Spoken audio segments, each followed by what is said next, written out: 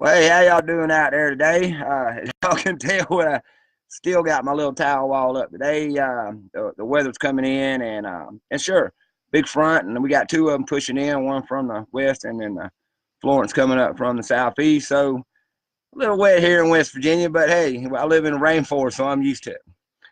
I woke up this morning and I was looking at the news, and I see where a lot of people are talking about this, that, and the other, and a lot of things go to these questions and just the distrust that we have of not only our government but world governments, that we firmly believe that they can manipulate the weather, and that they've actually weaponized it and use it against each other when maybe they don't get their way, and behind the scenes they can wreak havoc on countries like India with softball size hail. We're seeing it now.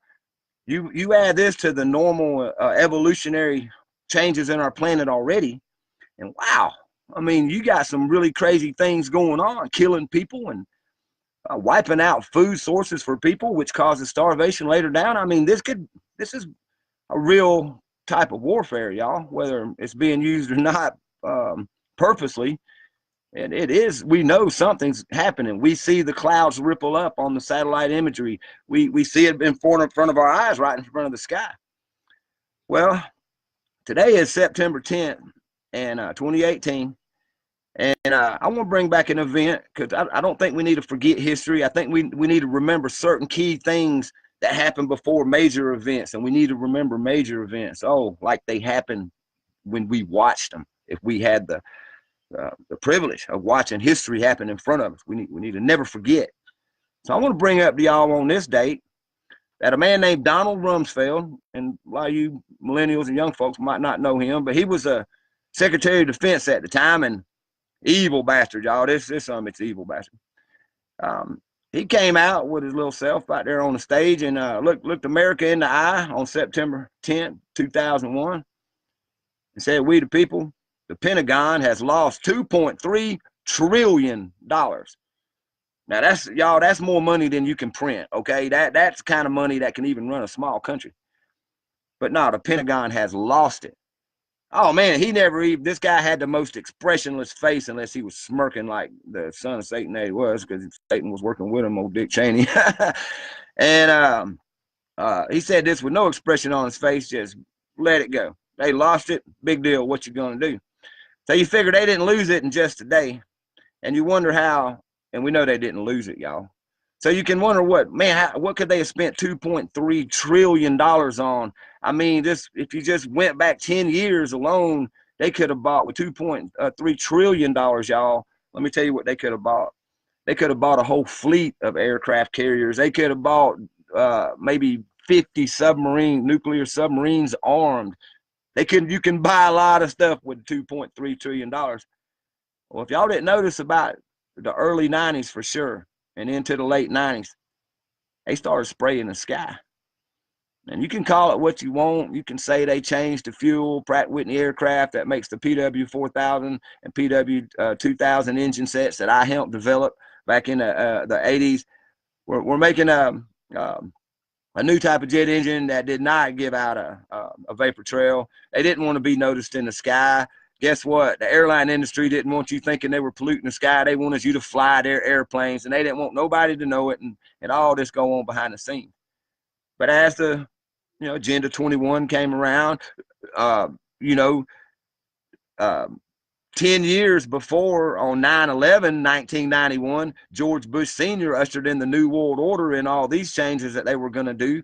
You can really look at some things that happened in that 10 years before Donald Rumsfeld mentioned or came out and just announced losing $2.3 trillion on this date as well. This was 17 years ago. Now, 17 years later, no matter what anybody thinks about chemtrails, no matter what anybody thinks about geoengineering, no matter what anybody thinks about climate change or the evolutionary changes in our planet and our solar system and the other planets, by the way, no matter what you think about any of this, the governments of the world have admitted that they are spraying the skies for solar radiation management because our magnetosphere is weak. No matter what you believe, they have admitted to what they are using: aluminum, barium, and strontium. They have admitted to controlling parts of the weather. They have admitted to being able to manipulate the weather. They've admitted to all these things that really, y'all, at one point in time was science fiction. I mean, no, who would have dreamed that we would have sprayed our planet to block back the sun because we were getting weaker and we wanted to protect our electrical grid and their national defense and their power structure? Well, being we're at the end of all of it, and $23 trillion.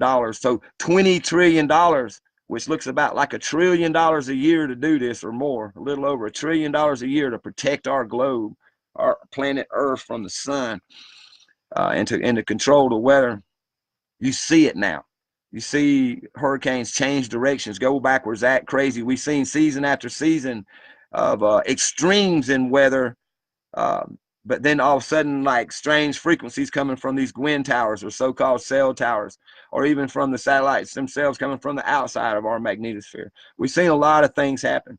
We saw China and Japan having some skirmishes over some islands, and then all of a sudden a major earthquake hits right in a fault line, and the only place it could hit to do this, and wipes out Japan and poisons General Electric, who was in on it, blew their power plant up, their nuclear power plant at Fukushima, by the way. That was 2011. I think that's about the time China started being able to manipulate the weather. And that's all we've seen. Then we saw Katrina, right? It always seems like somebody's messing with us. These always go into areas where they're really quick to bring back the infrastructure, or there's always some test going on, and then all of a sudden we have a hurricane. This is the one time that I didn't hear of any drill before Florence landed. So I think Florence is a natural hurricane beefed up by the lunar and solar cycles, and now man's playing with it. We'll see how he's going to use these new towers. But besides all this, what I'm trying to tell y'all is this is why we don't forget history, y'all. This is why I never forget hardly any of the weird, strange things that this government or other governments around the world, the so-called leadership, the people that have our best interest in mind, what they do. We have to pay attention. Every day you look up in the sky, y'all. Almost every day. And here's the thing. If you go 3 or 4 days and you're seeing all this air travel, and you say, well, that's Bill, come on, I see that every day. So Monday, it looks like they're spraying, but hey, that's just contrails. And Tuesday, the same thing. Wednesday, it spreads out, but hey, it's contrails. Well, what about Wednesday and Thursday when it's just a perfectly blue sky? The temperatures didn't change, the weather didn't change, and now it's just a perfectly blue sky. But the sun's calm, and there's no streams, no coronal streams coming at us, or solar flares coming at us. So there was no air travel on that day. Did they change gas that day? You see what I'm getting at, y'all? They are manipulating our planet to their benefit, and I believe, for national defense. And I believe many countries have this technology to do it. The German engineers, they'll tell you. That's for one thing I was going to mention earlier when I said this was a global issue. German engineers have built a lot of these systems that go on the planes to spray. And if you'll actually take your damn binoculars sometimes and look up at the planes, you'll see that these are windowless planes, often red, a white or a silver with a red tail. That's the Evergreen. It used to be called Evergreen planes. That money went back to the CIA for spraying. That was out in Reno, Nevada. And then you have what comes out of Warren Robins Air Force Base down there, another set of windowless planes that are either white or silver. If these were FedEx, and when some people say, well, Bill, it's a windowless plane because it's FedEx, it's UPS, it's cargo carriers. If it's cargo carriers, UPS and FedEx have their logo on every single one of their planes, which is highly visible. And FedEx, UPS has brown planes, got a little brown truck, little brown plane. So look at the planes without trying to debunk shit. Open your damn mind. Look at the $23 trillion, y'all. And ain't that funny that the government claims they lose $23 trillion, and this is a whole nother subject matter. The government claims that and admits that they have lost $23 trillion, and we're supposed to be right around $23 trillion in debt. You ever stop and think about that?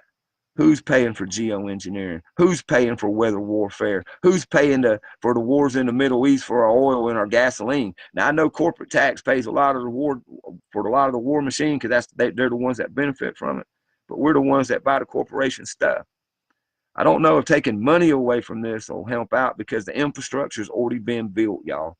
They done spent the $23 trillion. They didn't go stick it somewhere, because like I said, you can't print that much money. So it's already been spent. This infrastructure is in place. I guess the best thing we can do is quit speculating so much and really research, uh, talk to many people that know many aspects of this multi-headed hydra called, whatever you want to call it, planet manipulation, weather manipulation, weather control. And isn't that such an oxymoron, like weather control? So you're going to go up and lasso a tornado. Good luck with that, son. I just want y'all to pay attention to this, why this is in the forefront of our thoughts as we're thinking about our brothers and sisters on the East Coast that are fixing to be pummeled by this thing, and y'all going to get wet. And I hope it peters out, and I hope it turns out to be nothing. I hope the one behind it and the one behind it are the same way. But I can't help but think of Houston, Texas. I can't help but think of Puerto Rico. I can't help but think of the Caribbeans. I can't help but think about all these places where all these, especially like the Caribbean islands, and this is hurricane season, and the things that happened last year, like with Puerto Rico, and now it's being turned into, the corporations are getting that land for pennies on the dollar. I tried to tell the people down there in Jamaica and all around the Caribbeans that they was putting up oil wells down there, new oil wells, and then British are down there, the British petroleum groups, they're pretty evil with this kind of stuff. What's to say they don't do the same thing to the Jamaicans that they did to the Puerto Ricans, y'all? Run a hurricane up their ass, intensify. See, this is how they can take over even third world countries now. Look at the way India gets pummeled, and they're a part of the BRICS nation.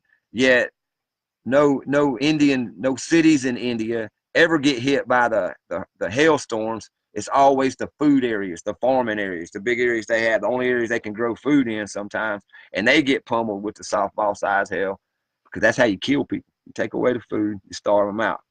It seems slow, but it works. That's how you kill masses of people without really being noticed. And that's how this weather can be used.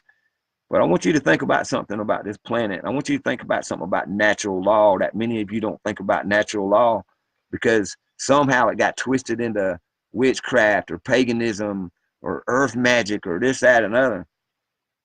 But your own life energy at the short period of time that you're a blink of energy on this in this universe, but on this planet, whatever you put into this planet is going to come back to you.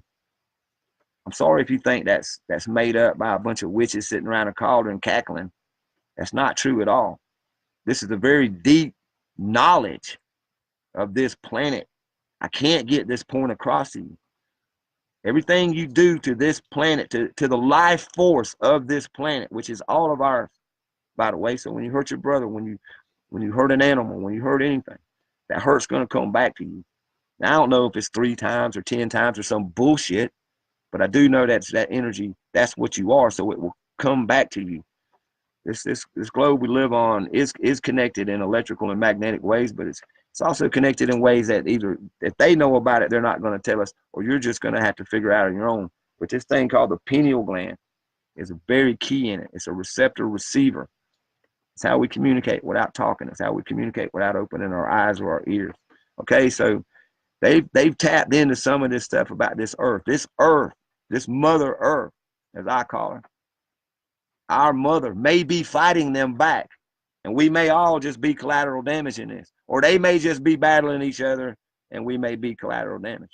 But no matter how you're looking at it, they spent a lot of money to get what they got now. What are we going to do now? We got to figure it out. We got to be smart about it. We got to research in places that we never thought we would. Yeah, it sounds like some sci-fi bullshit out of a poorly written novel, but there you go. It's in our face every day. So go back to September 11th, 1991, and George Bush Sr. said that they was about to take over and bring in the New World Order. And then you go back to September 10th, 2001, which is 17 years ago today, and Donald Rumsfeld came out with the first half-truth that they had lost $2.3 trillion, and he just didn't want to tell y'all that they had been spending that on geoengineering, and they were fixing to spray the shit out of our skies while we were all looking around our bedrooms for the Muslim boogeyman. You get it now? You see now why they fool you and flash you with the TV and fake enemies? Political parties, two-party system. Ain't that so fucking clever? Two-party system, so nobody's ever on the outside. It's always, Mick versus Mac, so. But look up. Look around. and then turn around and look at your brother. Because I'm going to tell you every single time I talk to you from here on out, all you have is your brother. Look to him, whether it's for answers or just some empathy or some sympathy or just some, hey, I see it with you. I don't know, but I see it with you. It's like two people looking at a UFO. At least you two know we ain't alone. So we ain't alone, y'all. Look to your brother. Remember that. Love yourself so you can love your brother so we can take care of our planet. I love y'all. Look up and don't live in fear. Because I'll tell you what, they can't chemtrail fearless people, y'all. We can see right through that crap. Don't live in fear of this. It's not to be feared. These changes coming are going to be good. I want to say that real quick because yesterday I did take my time and I shouted out to the mother in the universe at a very special time that I was told was coming, and it's been 100 years in the making. And I asked out, and I think that anybody that loves this planet is going to be okay through this next 100 years. I think anybody that loves and coexists this planet will be okay. But I do think that there's a wave of locusts that have been across this planet, so to speak, and they just got to go. And we're not going to have nothing to do with it. It's just going to be the way it is. But if you love this planet and coexist with it, then you would know that death wasn't the end. So there you go. Don't live in fear. Thanks.